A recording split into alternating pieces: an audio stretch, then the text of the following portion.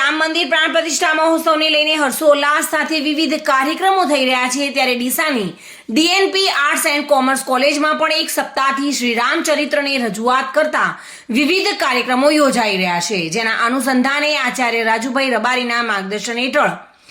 NS programme officer doctor Trupti C Patel તેમજ રંગકલા કૌશલ્ય ધારાના કન્વીનર દિવ્યા પિલ્લાઈ દ્વારા રામાયણ આધારિત રંગોળી સ્પર્ધાનું આયોજન કરવામાં આવ્યું હતું, જેમાં 40 વિદ્યાર્થીઓ દ્વારા રામના જન્મ સમયથી લઈને રાવણ યુદ્ધ સુધી, જેવા કે વાલ્મીકી દ્વારા રામાયણ રચના,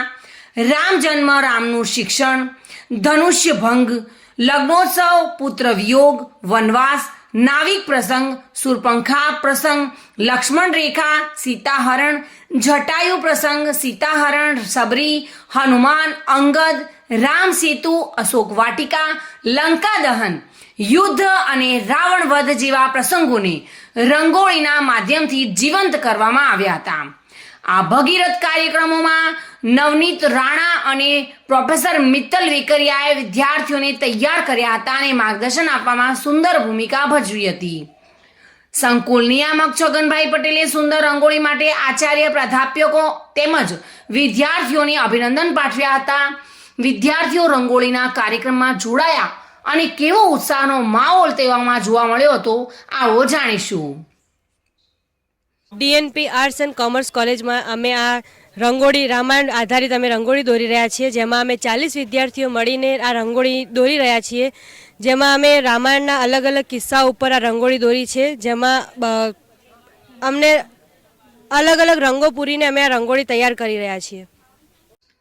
ત્યારે વિદ્યાર્થીઓ દ્વારા બનાવેલી રંગોળી અને આ રંગોળી થકી લોકોને શું સંદેશ આપી રહ્યા છે તેની માહિતી કોલેજના પ્રોફેસરે આપી હતી. શ્રી રામ મંદિર પ્રાણ પ્રતિષ્ઠા મહોત્સવ અંતર્ગત સમસ્ત દેશમાં વિવિધ કાર્યક્રમો ઉલ્લાસભેર ઉજવાઈ રહ્યા છે, ત્યારે અમારી ડીસાની ડીએનપી આર્ટ્સ એન્ડ કોમર્સ કોલેજમાં પણ છેલ્લા એક સપ્તાહથી શ્રી રામના જીવન ચરિત્ર પર વિવિધ કાર્યક્રમોનું આયોજન કરવામાં આવ્યું છે, જે અંતર્ગત કોલેજના રાષ્ટ્રીય સેવા યોજના તેમજ રંગકલા કૌશલ્ય ધારાના સંયુક્ત ઉપક્રમે રામાયણ પર આધારિત રંગોળી આખી અમે ડેવલપ કરેલી છે, જે રંગોળીની અંદર 40 વિદ્યાર્થીની બહેનો અને સાથે વિદ્યાર્થી ભાઈઓ પણ જોડાયા છે. વાલ્મીકીજીએ રામાયણ રચનાની શરૂઆત કરી ત્યારથી લઈને રામ જન્મ, રામનું શિક્ષણ, તેમનો લગ્નોત્સવ, ત્યાર પછી ધનુષ્ય ભંગવાળો પ્રસંગ, રામજીને ગાદી પર બેસાડવાની વાત થાય છે, એ પછી એમનો વનવાસ,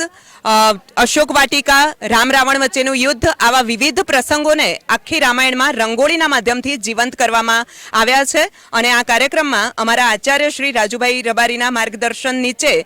પ્રોફેસર દિવ્યા પિલ્લાઈ, નવનીત રાણા અને મિત્તલબેન અમારા બધા વિદ્યાર્થીઓને માર્ગદર્શિત કરી રહ્યા છે. ધન્યવાદ. ત્યારે હાલ તો કોલેજના વિદ્યાર્થીઓ દ્વારા તૈયાર કરવામાં આવેલી રંગોળી લોકોમાં આકર્ષણનું કેન્દ્ર બની છે. Reena Parmar, today news, Gujarati.